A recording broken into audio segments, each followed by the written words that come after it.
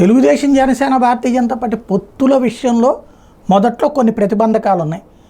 జనసేన వాళ్ళకి 40 సీట్లు 50 సీట్లు ఆశిస్తే వాళ్ళకి 40 వచ్చినాయి. ఫస్ట్ 40 అనుకున్నారు, ఆ తర్వాత 24 వచ్చినాయి. అందులో 3 బీజేపీకి ఇచ్చారు. ఆ సందర్భంలో కొంత అసందిగ్ధత ఉంది, అసంతృప్తి ఉంది. తర్వాత దాన్ని పవన్ కళ్యాణ్ సర్దుబాటు చేయగలిగారు. భారతీయ జనతా పార్టీకి తెలుగుదేశానికి ఉన్నటువంటి స్పర్ధలు సెటరేట్ అయ్యి ఇప్పుడు అందరూ కలిసి పనిచేసుకుంటున్నారు.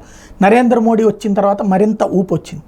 కరెక్ట్గా మంచి టైంలో వచ్చి మహాసేన రాజేష్ అది చెడగొట్టే ప్రయత్నం చేస్తున్నారు. ఏమని, పవన్ కళ్యాణ్ని వ్యతిరేకిస్తాను, పవన్ కళ్యాణ్ ఓడిస్తాను, జనసేన వాళ్ళని ఎక్కడి నుంచైనా ఓడిస్తాను. ఎందుకు, ఏంటి అవసరం అంటే మళ్ళీ పొత్తులలో చిచ్చు రేపేటటువంటి ప్రకటన. ఈయన తెలుగుదేశం పార్టీలోనే ఉన్నారు, తెలుగుదేశం పార్టీ నుంచి బయటికి వెళ్ళలేదు కదా. ఈయనకి పి గన్నవరం సీట్ ఇచ్చారు, ఆ తర్వాత ఆ సీట్ జనసేనకి ఇచ్చారు. జనసేన బలవంతంగా లాక్కోలే, తెలుగుదేశమే జనసేనకి అంటగట్టింది ఒక రకంగా చెప్పాలంటే. తీసుకున్నారు, పోటీ చేశారు. అంటే మహాసేన రాజేష్ని వదులుకోవాలనుకుంది ఎవరు? తెలుగుదేశం పార్టీ. దానికి పవన్ కళ్యాణ్ మీద ద్వేషం ఏంటి? పవన్ కళ్యాణ్ ఏం తప్పు చేశారు? ఇంకా ఆదరించారు కదా వాళ్ళు. కానీ పవన్ కళ్యాణ్ ఓడిస్తాము, మా సత్తా ఏంటో చూపెడతామన్న ప్రకటన ఏంటి అంటే ఇక్కడ 2 కోణాలు. ఒకటి, పొత్తుల మధ్య చిచ్చు రేపడం, దాని వెనకాల ఎవరున్నారు. అది వాస్తవంగా పొత్తుల మధ్య చిచ్చు రేగితే వైఎస్ఆర్ కాంగ్రెస్ పార్టీ రేపిచ్చినట్టు అవుతుంది.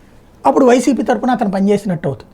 లేదా తెలుగుదేశం పార్టీనే జనసేన వల్ల తను లబ్ధి పొందుతూ జనసేనను దెబ్బకొట్టడానికి ఈయన చేత ప్రయత్నిస్తున్నట్టు అవుతుంది. ఈ రెండిట్లో ఏది నిజమన్నటువంటిది కాలం డిసైడ్ చేయాలి, లేదా అతని అంతరాత్మకు తెలియాలి. కానీ ఈ టైంలో ఆ వ్యవహారం చేయడం కరెక్టా, ఆత్మవిమర్శ చేసుకోవాల్సినటువంటి బాధ్యత ఆయనకే ఉంది.